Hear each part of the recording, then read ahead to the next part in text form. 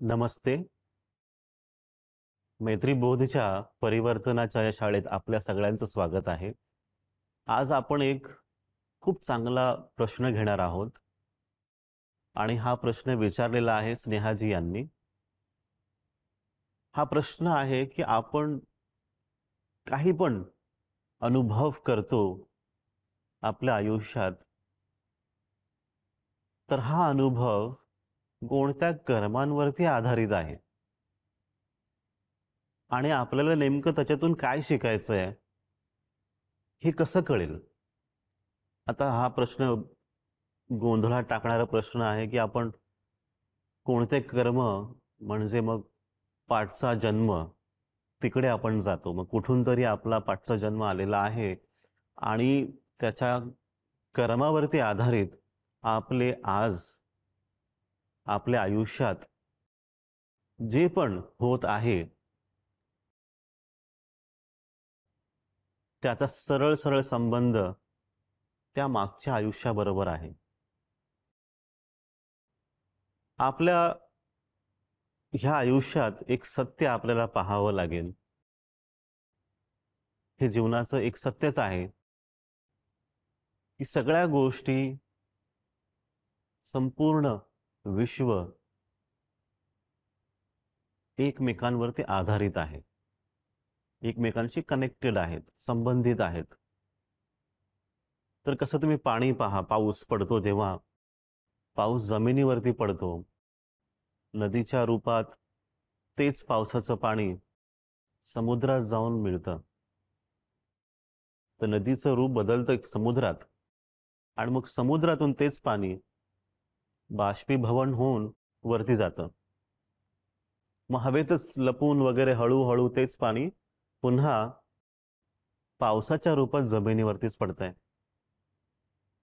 याचा अर्थ काय? सगळं एक चक्र आहे. सगळ्याच गोष्टी चक्राप्रमाणेच फिरत असतात. तर तुम्ही पाहाल इथे की अगोदर इतिहासामध्ये सुद्धा अनेक मानव सभ्यता होऊन गेल्या, काही बनल्या, काही संपुष्टात आल्या. अनेक वेगवेगळ्या प्रजातींचा समूह एकत्र आला, नंतर तो नाहीसा झाला. तर हे सांगण्याचा पाठचा मुद्दा असा की गोष्टी सगळ्या जीवनात आपण ज्या पाहतो त्या चक्राच्या स्वरूपात असतात. एकच घटना परत परत फिरत असते. आपल्याला आपला पहिला विचारही आठवत नसतो की माझा पहिला विचार कधी आला. लहानपणापासून आतापर्यंत पहिला विचार माझा कोणता होता? विचार करून पहा. असं वाटते की निरंतर प्रवाहच होता, विचारांचा एक निरंतर प्रवाह, सतत वाहणारा. त्याच्यातला कुठला तरी एक विचार आपल्याला आठवतो, अरे हा म्हणजे हा माझा पहिला विचार. पण ही सतत वाहणारी एक यात्राच आहे, विचारांची यात्रा किंवा जीवन यात्रा. तर इथे मुद्दा असा आपल्याला हे समजायचं, सगळं चक्रच आहे, त्याच्यामध्ये आपण आहोत. तर आपलं काम इथे काय आहे, आपलं अस्तित्व काय आहे, तर आपल्याला त्याच्यातून काहीतरी शिकायचं असतं. आता हे शिकणं म्हणजे जोर जबरदस्ती करणं नाही, माणसाच्या स्वभावातच आहे शिकणे. काहीतरी शिकत राहावं, आपोआपच होत राहतं ते.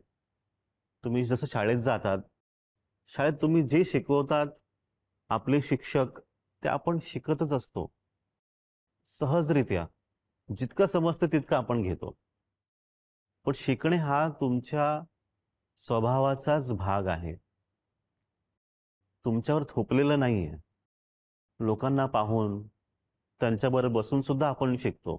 काही लोक आवडतात, काही लोक आवडत नाही. काही लोक चांगलं बोलतात म्हणून आपण त्यांच्या जवळ जातो. मग कधी असं वाटतं की हा व्यक्ती खूप अहंकारी आहे, खूप घमंडी आहे, मला त्याच्यापासून वेगळं राहायचंय, मला तो आवडत नाही. हे शिकणेच आहे. कोणत्या क्षणी काय करावं हे पण शिकणेच आहे. तर आपण आपोआपच काही ना काही या आयुष्यात शिकतच असतो आणि त्याच्यासाठी आपल्याला कोणाला सांगायची गरज नाहीये. तर निसर्ग किंवा ईश्वर तुमच्याकडून काय अपेक्षा करतो ते महत्वाचं इथे. आता की प्रत्येक घटना तुमच्या जीवनात जी होत आहे त्याचा संबंध कुठल्या विशेष एका कर्माशीच करायचा आहे का भूतकाळातील कर्म, की तेच त्या कर्माचमुळे हे झालं? प्रत्येक वेळी पाहायचं आहे का तर नाही? मागचा जन्म जाऊन पाहायचं आहे का तर नाही? वेळ व्यर्थ घालवण्यासारखंच आहे ते. तुम्हाला काय करायचंय? तुम्हाला आता ह्या क्षणी थांबायचं आहे, तुम्ही जिथे आहात तिथे, आणि आपली कर्तव्य करत राहायची आहे. सृष्टी, निसर्ग,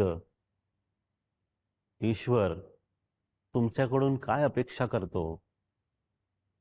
तर तुमची कर्तव्य करत राहा, व्यवस्थित पार पाडा, निष्ठेने, प्रेमाने, दृढतेने, की माझी कर्तव्य आहेत, मला ते करायचं आहे. इतकंच तुमच्याकडून अपेक्षित आहे. वेगळं काही करण्याची गरज नाही आहे. पुढे जाऊ नका, पाठी जाऊ नका. ह्याच क्षणात आत्ताच स्थिर व्हा, की मला इथे हे शिकायचं आहे, मला असं वागलं पाहिजे, मला असं केलं पाहिजे. तुम्ही तिथे फोकस करा, तुमचं लक्ष तिथे केंद्रित करा. तुमचं जीवन खूप सोपं होऊन जाईल. पुढचे 7 दिवस तुम्ही सगळे जे आज शिकवलंय, जे जीवनाचं सत्य तुमच्याबरोबर आम्ही शेअर केलंय, त्याच्यावरती विचार करा.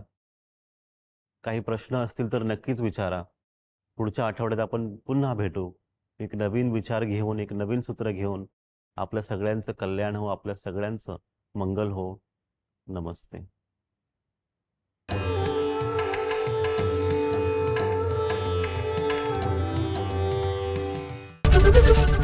एबीपी माझा, उघडा डोळे बघा नीट.